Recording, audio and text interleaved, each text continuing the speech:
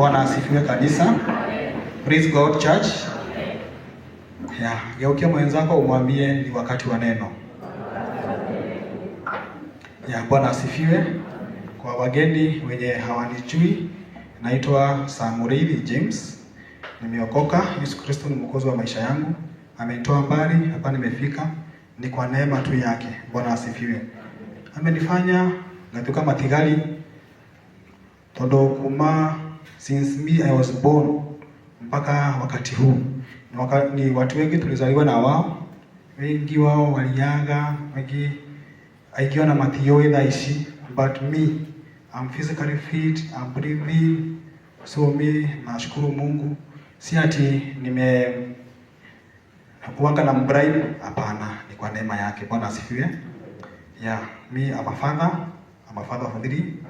Unaweza niita Baba Susan, ndiye yule pale. Unaweza niita Baba Grady, Baba Shiro, ama Baba Joy. Bwana asifiwe. Siku ya leo tunataka tusikie neno, na mada yetu ya siku ya leo ni standing and shaking. Hebu ambia mwenzako standing and shaking. Ni kusimama imara. Bwana asifiwe. Kusimama imara. So tumesomewa masomo vizuri sana mawili.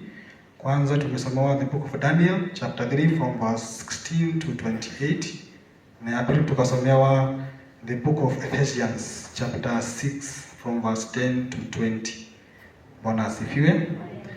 Theme yenye ilikuwa natuongoza siku ya leo ama hii mwaka ya brigade, I think mlisikia wana brigade walikuwa na memory verse. Walikuwa wanatuambia hatimaye muwe hodari. Na Kiingereza inasema tunawasomea sawa theme. Na Kiswahili inasema hatimaye mzidi kuwa hodari katika Bwana na katika uweza wa nguvu zake. Hatimaye mzidi kuwa hodari. Ya Kiingereza inasema finally be strong in the Lord and in his mighty power. Finally be strong in the Lord and in his mighty power. Hatimaye tuweze kuwa hodari katika Bwana na katika uwezo wa nguvu zake. Kwa nini? Juu ile tunaambiwa sisi tumepewa nguvu. Tumepewa nguvu. Tunafaa kuwa tuwe hodari. Hatufai kuwa na uoga. Tunafaa tumepewa uweza. Praise God. Tumepewa uweza. Bwana asifiwe. So that was our neno la kutuongoza, na ambayo ni our theme inatoka hapo ya hii mwaka wa brigade. Bwana asifiwe. Tumesoma kitabu cha Danieli. Unajua sisi ni wanajeshi. Tunataka kukaa sana mahali pamoja ama kuwaweka sana. So tunataka tukishaanza kitu tunamaliza. Bwana asifiwe. So hii kitabu cha Danieli tumesomewa ni kuhusu Nebukadnezar ambaye alikuwa ni mfalme wa Babylon. Bwana asifiwe. Ukitoka hiyo kitabu cha Daniel kiko na chapter 12 from the verse 1 kuja kama umesoma hivyo up to the last chapter 12. Ukisoma pale, nataka kwanza tuanze pale. Kama unaweza soma chapter 1. Chapter 1 inaongea kuhusu venye kulikuwa ni mwaka wa 3 katika uongozi wa Jehoakim. Jehoakim alikuwa ndiye mfalme wa Juda. Na in the third year of the reign of Jehoakim, Nebukadnezar aliweza kuchukua ile nchi ya Yuda, ya Juda. Akainyakua, akaiteka nyara. Ikawa iko chini yake. Ikawa huu mfalme Mungu ndiye alikuwa ameamua hivyo. Wakaweze kuchukuliwa na King Nebukadnezar, wakaweze kuwa kwa chini ya utawala wa Nebukadnezar. So walichukuliwa na watu wote. So King Nebukadnezar aliweza kubesiege hiyo nchi na akachukua yote. Bwana asifiwe. Na hapo watu wa Juda walikuwa ni the Jews. Walikuwa ni Jews. Na walipochukuliwa na King Nebukadnezar, wote walikuwa chini ya mamlaka. So mambo yote yenye walikuwa wanafanya, so wangekuwa wanafanya wakiwa chini ya mamlaka ya Nebukadneza. Bwana asifiwe. Na hapa walipochukuliwa, kuna baadhi ya Wanaisraeli hawa the Jews walichukuliwa wakafunzwa mambo na elimu, knowledge, skills, na baadhi yao wenye walichukuliwa katika ile nyumba ya Yuda walikuwa ni Danieli, kulikuwa na Meshach, Shadrach na Abednego. Waliweza kuchukuliwa wakawekwa katika ile nyumba ya kifalme ya Nebukadneza, na walikuwa na Mungu alikuwa amewapea ujuzi. Bwana asifiwe. Hiyo ni chapter 1. Chapter 2 pia utasoma ndivyo hivyo. So in chapter 3 hapo ndipo nataka tuangalie siku ya leo. In chapter 3 still yule mfalme wa Babylon bado alikuwa ni King Nebukadneza, na still wale the Jews walikuwa bado chini yake. Walikuwa wanakaa katika ile nyumba ya kifalme.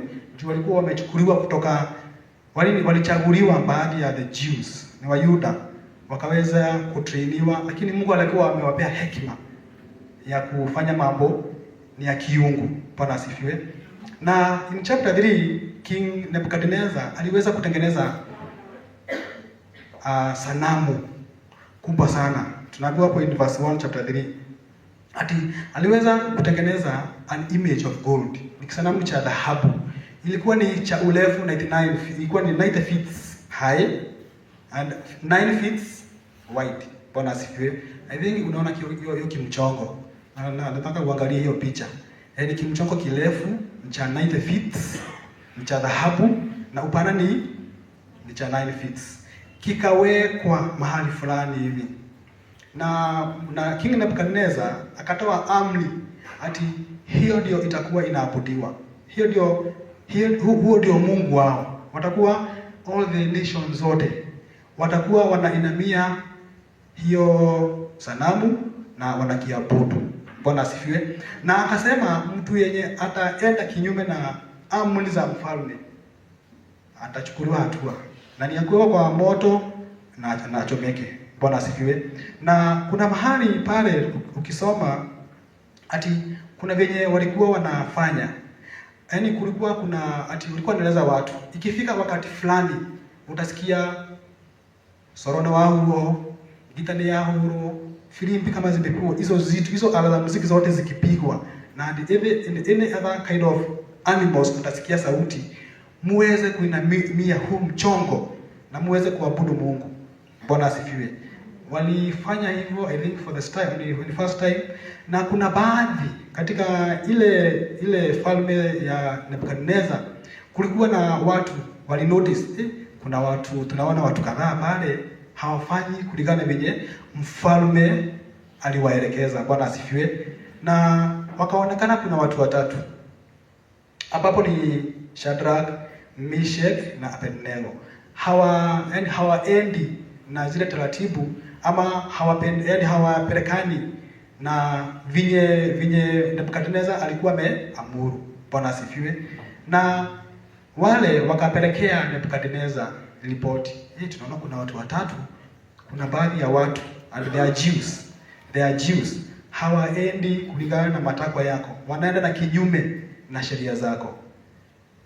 Nebukadneza kwa hasira akatumanisha wale watu. Wakaleta mbele zake. Akawauliza, ni ukweli nyinyi hamfanyi venye nilikuwa nimeamuru? So kukipigwa tarumbeta, kupigwe gitaa, kupigwe nini, zote sauti zote mkisikia, muweze kuinamia ile kimuungu kile na muweze kukiabudu. Bwana asifiwe. Na hapo ndipo Shadrach, Meshach na Abednego waliweza kusimama wakasema, wacha tukwambie ukweli mfalme. Wacha tukwambie ukweli. Sisi hatuhitaji kujidefend. Wacha nisome yangu hapa inasema hivi. Shadrach, Meshach na Abednego replied to the king, O Nebuchadnezzar, we do not need to defend ourselves before you in this matter. If we are thrown into the blazing furnace, the God we serve is able to save us from it. Bwana asifiwe. Ati wao walipoambiwa walimwambia life, wakamwambia wacha tukwambie cha ukweli wewe mfalme. Sisi hatuwezi inamia hiyo Mungu wenye unatuambia. Hata ututupe kwa moto, sisi hatuogopi. Bwana asifiwe. Hata kama Mungu wetu hata kuja kutuokoa, sisi hatuwezi inamia hiyo sanamu. Bwana asifiwe. Na kwa ghadhabu na mahasila, Nebukadneza akaamuru ile moto iongezwe mara 7. Bwana asifiwe. Na wakaanza kufungwa, wakafunganishwa vizuri sana na wakatupwa kwa moto. Na kutupwa kwa moto, hapo ukisoma kwa Biblia tumesikiza kuna baadhi ya wanajeshi, the soldiers wenye walienda kutupa hawa Shadrach, Meshach kwa moto, waliweza kuchomeka yani vibaya sana bila uwezo wa kudua kulingana na venye walikuwa wamechomeka. But these 3 men waliweza kutupwa kwa moto na wakaanguka kwa moto, lakini hawakuchomeka hata kanywele, hata kuna harufu walikuwa nayo. Bwana asifiwe. But pale Nebukadneza wakiwa pale akauliza wale wakuu wenye walikuwa na wao huko, sisi tumetupa watu 3 huko ndani, mbona mimi naona wakiwa watu 4? Naona kama kuna mtu mwingine wa 4 pale mbele. Bwana asifiwe. So walistuka sana mpaka hao watu wengine wenye walikuwa na wao. Juu walikuwa ni wakubwa, walikuwa ni governors, captains, judges wenye walikuwa huko. Bwana asifiwe. Na after kuona hivyo alikaribia pale na akaona ni ukweli. These 3 men hakuna kitu wamefanya. Okay, 24 inasema hivi. The king Nebuchadnezzar leaped to his feet in amazement and asked his advisors, were there not there 3 men that we tied up and threw into the fire? They replied. He said, look, I see 4 men walking around in the fire, unbound and unharmed. And the fourth looks like the son of God. Bwana asifiwe. So Nebukadnezar akakaribia mahali pale na akashauti, Shadrach, Meshach na Abednego, watumishi wa Mungu aliye juu, tokeni. Bwana asifiwe. Na hapo wakatoka, na hapo ndipo waliweza kushangaa sana na kushindwa. Those 3 men hawakuwa wamechomeka, hawakuwa mpaka nywele zao zilikuwa zimechomeka, lakini cha kushangaza zile kamba zenye walikuwa wamefungwa nazo zilichomeka, lakini wao hakuna mahali waliweza kuchomeka. Bwana asifiwe. Praise God. Hawakuweza kuchomeka. So Nebukadnezar akaamini kuwa these 3 men, they are the true servants of God. Bwana asifiwe. Na hapo ndipo sasa akasema 28. Then Nebuchadnezzar said, praise be to the God of Shadrach, Meshach and Abednego, who has sent his angel and rescued his servants. They trusted in him and defied the king's command, and they were willing to give up their lives rather than serve or worship any god except their own God. Bwana asifiwe. So hata Nebukadnezar aliweza na akaweka muhuri, ni ukweli. Huyu ndiye Mungu wa ukweli. Bwana asifiwe. So hapa tumeweza kuona these 3 men, Shadrach, Meshach na Abednego, waliweza kusimama imara katika imani yao. Bwana asifiwe. Waliweza kusimama katika imani yao, hata tufanyiwe nini, hata tufanywe namna gani, sisi hatuwezi kana Mungu aliye hai. Bwana asifiwe. Na waliweza kusimama imara, waliweza kusimama bila kutingishwa. Waliweza kusimama unshaked. Bwana asifiwe. Mwangani ya gosho. So nikataka tuangalie about those 3 men, their characteristics about those 3 men, Shadrach, Meshach na Abednego. Na nikitaka kwanza kuna wakati watu wanasemanga watu wenye walikuwa wametupa kwa moto walikuwa watu Danieli, Shadrach, Meshach na Abednego. No, there were 3 Shadrach, Meshach na Abednego. Daniel alikuwa huko, lakini hakuwa pamoja na hawa watu. Bwana asifiwe. So tukiangalia the characteristics za hawa 3 men, the Jews, Kitu cha kwanza utaona Shadrach, Meshach na Abednego, cha kwanza they were courageous. Bwana asifiwe. They had confidence. Wali face huu mfalme, wakamwambia sisi hata utufanyie namna gani, tunaambia ukweli, hatuwezi inamia hii dhahabu yenye umeweka pale. Bwana asifiwe. So these gentlemen, they were courageous, they were strong.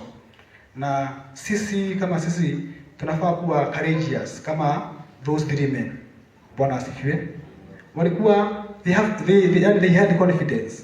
Hata utufanyie nini, hata ututupe kwa moto, hatuwezi tingika. So they stood unshaken. Bwana asifiwe. Ya pili, hawa watu walikuwa they were two believers. Number 2, they were two believers. They were true believers. Walisimama kwa imani yao. They were faithful to God. Kumaanisha ati walikuwa wanajua na walikuwa na imani ati hata tufanywe namna gani, our God remains our God. Bwana asifiwe. Na hata tufanywe namna gani, imani yetu iko juu. Ati huyu Mungu atakuja kutuokoa. Huyu Mungu, he is always on our side. Bwana asifiwe. The other characteristics ya those three men, they were humble. Hawa watu even hata kama ilipofika ni wakati wa kufungwa zile kamba, hawakupigana na wale wanajeshi. They were very humble. Walikuwa watu wenye wananyenyekea, hawakuwa na fujo. Tutupeni tu, just throw us, yani tutupeni kwa moto. Praise God. Hawakupigana, hawakung'ang'ana ati msinifunge, msitufunge. So they were humble. Bwana asifiwe. Kitu kingine, they had unity. Walikuwa na umoja. Ukiangalia hizo, kama unaweza soma, hawa watu walikuwa wanaomba. They were prayerful to God. So walikuwa na umoja, walikuwa wanaomba pamoja. Wanasema wewe Mungu wewe ndiye unatujua. Hata kama tunapitia challenge yenye iko namna gani, tunajua wewe Mungu utakuja kutuokoa. Our hope is upon you. Bwana asifiwe. Praise God. So they had unity and they were prayerful. Hiyo kitu kingine ni about transformers. They were transformers.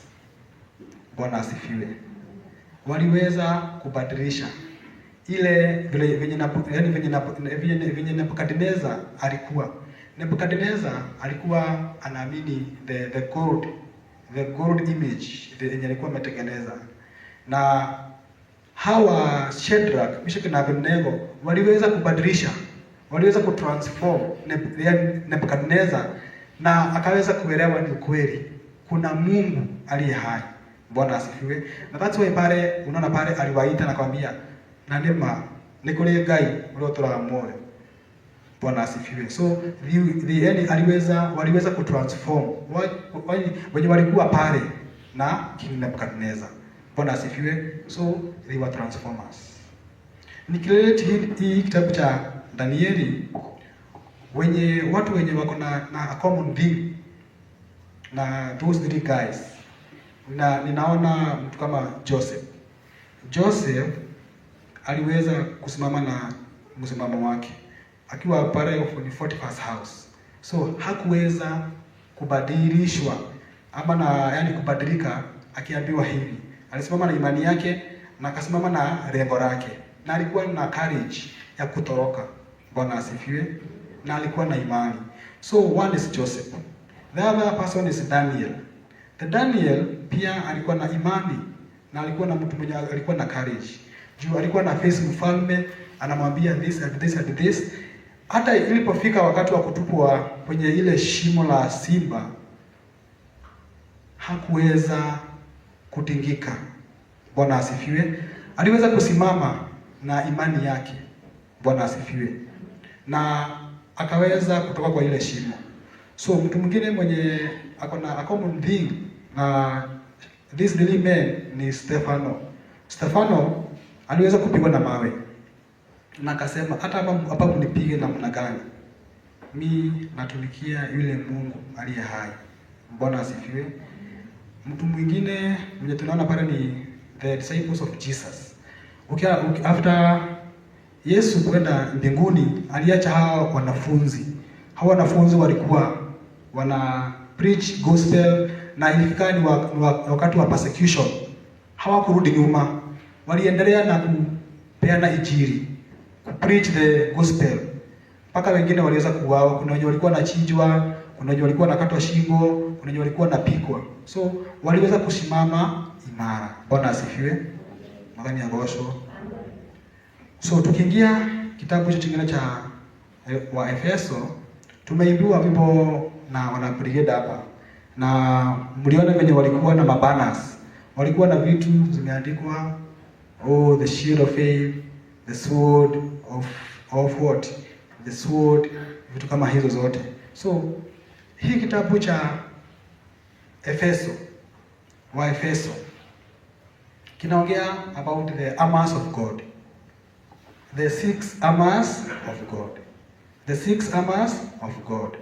Na tunaona pale, tunaambiwa pale chapter 10 ya kwamba finally be strong in the Lord and in his mighty power. Hatimaye tuweze kuwa na uhodari. Bwana asifiwe. Tuweze kuwa na uhodari katika Bwana. Na that's why unaona hawa watu wenye nimewaambia, wenye wako na common thing na kina Shadrach, walikuwa na usujaa, walikuwa hodari, walikuwa na uweza, juu walikuwa na nguvu ndani yao yenye wamepewa na Mwenyezi Mungu. Bwana asifiwe. Na tunaambiwa ili tuweze kupigana hizi vita, tunapitia, lazima tuwe tumesimama imara. Lazima tuwe tumesimama imara. Tukitumia vifaa ngapi? Kuna silaha sita zenye tunafaa tuwe tuko nazo ili tukaweze kupigana na hayo mambo yenye tunapitia. Kama ukiangalia Shadrach, Meshach na Abednego walikuwa na those armors of God. Bwana asifiwe. Na ningetaka tuangalie those armors of God. Tuangalie ya kwanza. Ya kwanza tunaambiwa ili tuweze kupigana vita, lazima tuwe tumejifunga the belt of truth. Bwana asifiwe. The belt of truth. Na hii belt of truth ni mshipi wa ukweli, ambapo nilikuongea. Tunaongea mambo ya ukweli, tusiongee mambo yenye sio kinyume na venye inafaa mbele za Mungu. Na kusimama na the God's truth. Bwana asifiwe. So speak and stand for God's truth, ili tuweze kupigana na huo shetani, ili tuweze kupigana na the evil things. Tunaambiwa hii vita sio ya mwili na nyama. Bwana asifiwe. Hii vita sio ya mwili na nyama, sio, ni ya kupigana na maroho na mamlaka za yule mwovu ambao ni shetani. Bwana asifiwe. Na ukiangalia pale, tukikompea, tuangalie about Jesus. When Jesus when he was katika wilderness, alikuwa anasimama na alikuwa anaongea ukweli. Alikuwa anaambia Saitani, anamwambia, wewe Saitani, wewe kumeandikwa. Bwana asifiwe.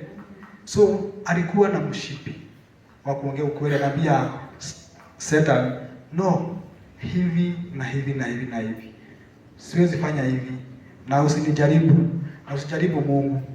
Bwana asifiwe. So the belt of truth, tuweze kujifunga mshipi wa ukweli. Tukiongea ama tukifanya kazi, tuwe tunasimama na ukweli wetu. Tunaongea mambo ya ukweli, tunaongea mambo yenye sio kinyume na venye Mungu anataka. Maheni kuhenania,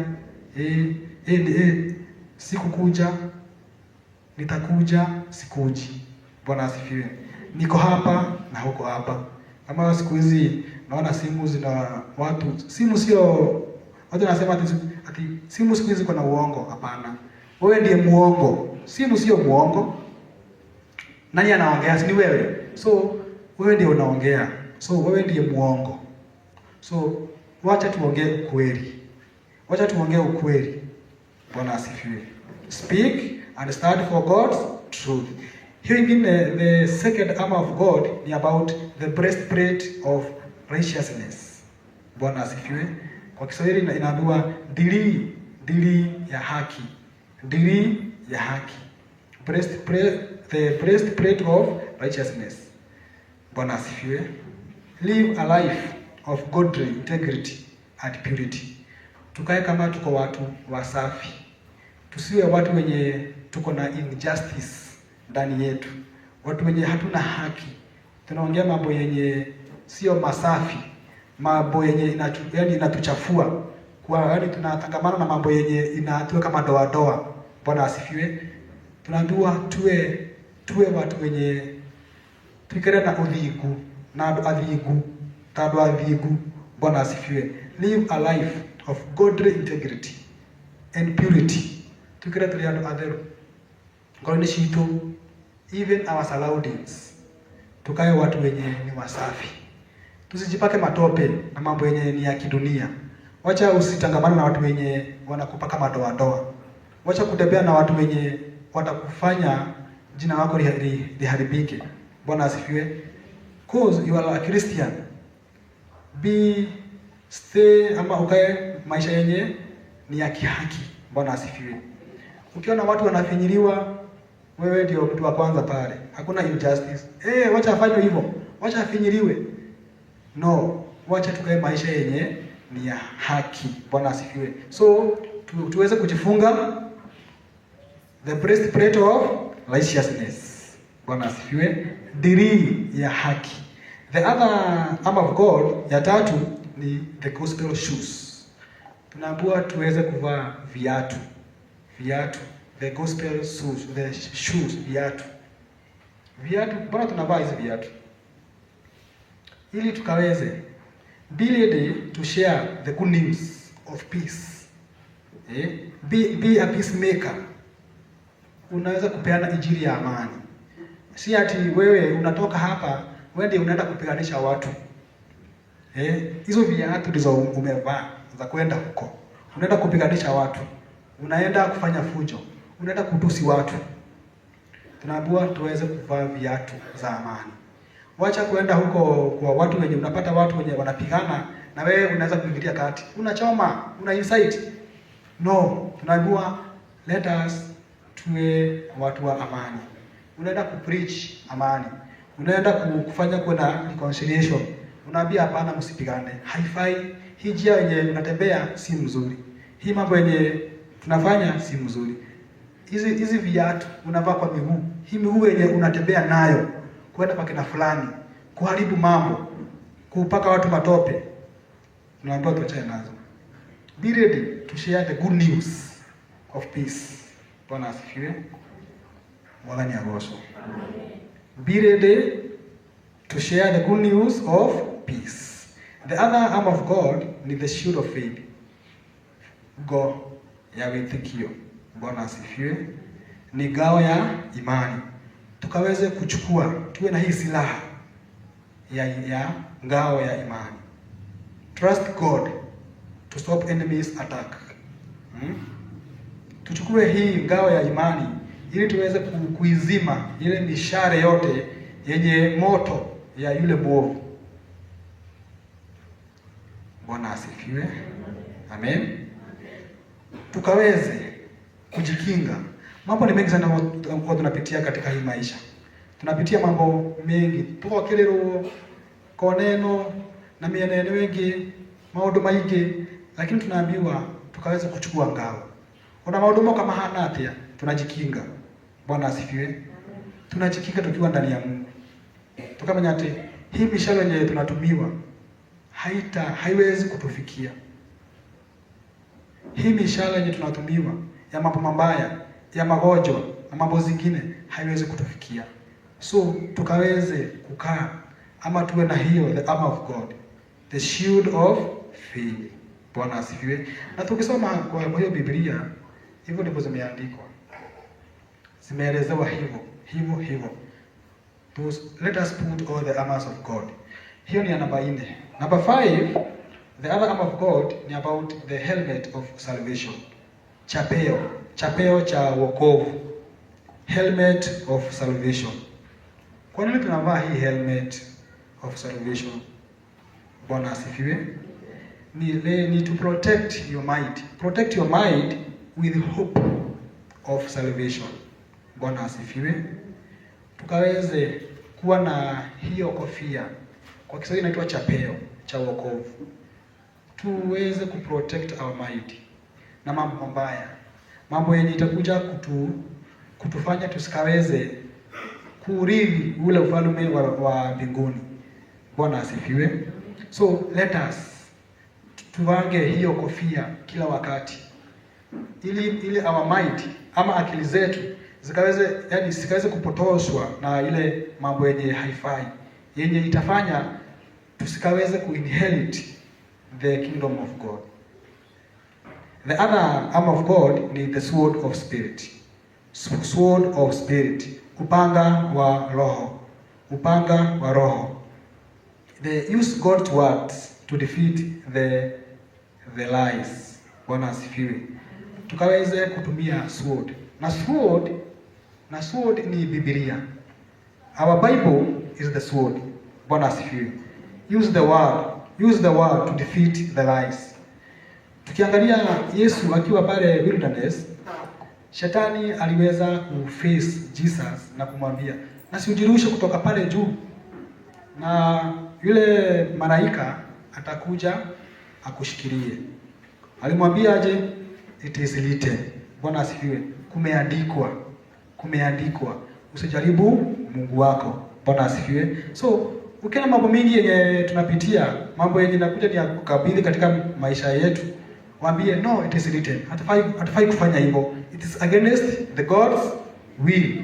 It is against the God's commandments. So always use the sword of spirit. Sword of spirit. The word of God. Bwana asifiwe. So Yesu Kristo alikuwa na all those 6 armors of God. Na akiwa pale wilderness, ama hiyo safari yote yenye alikuwa nayo, alikuwa anajaribiwa, anafanya mambo zote, anafanywa hivi, anatusiwa, mambo mingi, lakini alikuwa na hizo silaha. Na aliweza kupita, ama aliweza to conquer all those evil things, all those evil spirits zenye zinakuwa zinamface. Bwana asifiwe. Wakati wa leo sisi tunaambiwa, siku ya leo sisi kama Wakristo tunaambiwa tuweze kujifunga all those armors of God, tuwe nazo kila wakati, kila siku, tukifanya kazi, tukiwa manyumbani, tuwe tumejihami na hizo silaha, those 6 armors of God. Na tukifanya hivyo tutaweza kuinherit the kingdom of God. Bwana asifiwe. So let us put all the armors of God daily, all the time, wakati wowote. Juu mambo ni mingi sana yenye tunapitia katika hii life. Mambo ni mengi sana yenye tunapitia katika hii maisha. Na ili tuweze kufika pale kileleni, lazima tuwe watu wenye wamesimama imara. Tuweze kusimama bila kutingi. Shetani anajaribu na kona zote kututingisha. Mambo mingi sana inatuface.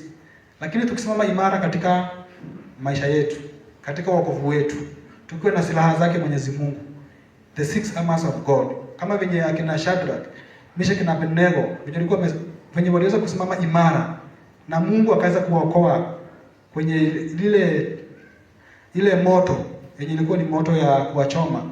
Mungu aliweza kuwaokoa. Kwa nini? Walikuwa wamejihami. Walikuwa wameput all the armors of God in them. Bwana asifiwe. So let us, in order for us to inherit the kingdom of God, let us put all the armors of God. Bwana asifiwe. Na tunaambiwa barabara ya kwenda kwa shetani inakuwa ni highway. Lakini ya kwenda kwa Mungu it's a very thin. Ni barabara nyembamba, ni kama uzi. Ni nyembamba sana. Kumaanisha aje? La noginya uginyane, noginya ungangane. Ugerere hau hasike.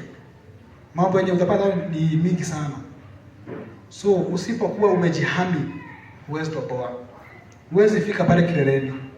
Huwezi fika pale mwisho. Lakini kwa hii highway ya kwenda kwa shetani, it's a very wide highway. Ni barabara pana, kuna kila kitu. Unaogopa nini? Nothing to worry. So many things utapata kwa hautapata, yani vitu za kirahisi. Hakuna mambo na kuteswa huko, mambo ziko wazi wazi. So let us put all the armors of God, na tukifanya hivyo Mungu atakuwa nasi na Mungu na tutaweza kuurithi ufalme wa mbinguni. Bwana asifiwe. Praise God. Standing and shaking. Kusimama imara. So let us stand and shake. Tuweze kusimama imara. Bwana asifiwe. Yes. Mimi nikimalizia, sisi hatukaangi sana. There is a song inasemanga hiyo. Na inyuĩ kũmwĩra mũnyitĩte njĩra ya gũthiĩ igũrũ, mwĩmenyererei thũ ya ngoro cianyu ĩikaire njĩra-inĩ na mũgambo wayo no ta maguta, na muoroto wayo nĩ kũhĩtithia andũ njĩra ya ũtheru. Na inyuĩ mwĩrirĩirie gũkinya kwa Jesũ, mũikare ũtheri-inĩ mũthenya wakinya no tũkambata, na muoroto wayo nĩ kũhĩtithia andũ njĩra ya ũtheru. Na inyuĩ mwĩrirĩirie gũkinya kwa Jesũ, mũikare ũtheri-inĩ mũthenya wakinya no mũkambata, na hĩndĩ ĩyo noguo mũkamenya wega ona mwĩraga rĩrĩa andũ arĩa atheru magaikarĩra itĩ manathagĩirwo kuma mũthenya ũrĩa ĩno yombirwo.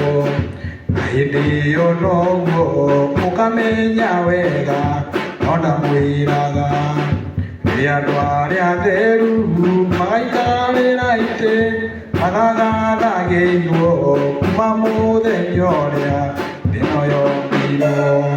Ndagũthaitha mũno wĩrirĩre Kristo na ũmwĩtĩkie, kahinda no gaka ndũkagonderere, amũkĩra Jesũ nĩ agwetereire akũhonokie.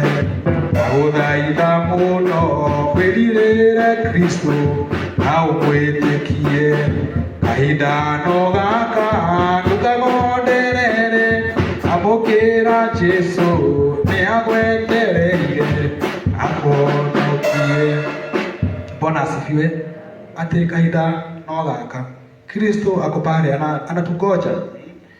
Kristo ehari atwetereire, ako pale anatugojea. So let us, though turero katika hii barabara kuna enemies, though many enemies wanataka watupige na kona zote, lakini tukisimama imara, when we stand and shake, tukisimama imara na tukaweza kuchukua silaha zote za kupigana na huu mwovu, tutaweza kuinherit the kingdom of God. Bwana asifiwe. Praise God. Amen. Mimi nimefikisha hapo. Mungu akaweze kuwabariki. Na tuombe. Asante Mungu Mwenyezi, mwenye neema na rehema.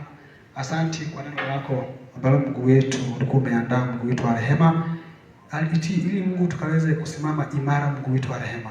Tusikaweze kutingishwa na chochote, Mungu wetu wa Israeli. Tukichukua silaha zote, Mungu wetu wa rehema, na tukikaa kulingana na jinsi Mungu wetu upendavyo, Mungu wetu wa rehema, tutaweza kurithi huu ufalme wa mbinguni, Mungu wetu wa Israeli. Tunasema ni asante kwa neno lako. Tuelekeze Mungu wetu wa rehema, tupe Mungu wetu nguvu na msujaa, Mungu wetu wa rehema, ili tukaweze kupigana na huu mwovu shetani, Mungu wetu wa rehema. Tuelekeze na utuongoze. Wewe ndiye tegemeo letu, Mungu wetu wa Israeli. Tunaomba haya Mungu wetu katika jina la Kristo tunaomba na kuamini. Mbarikiwe.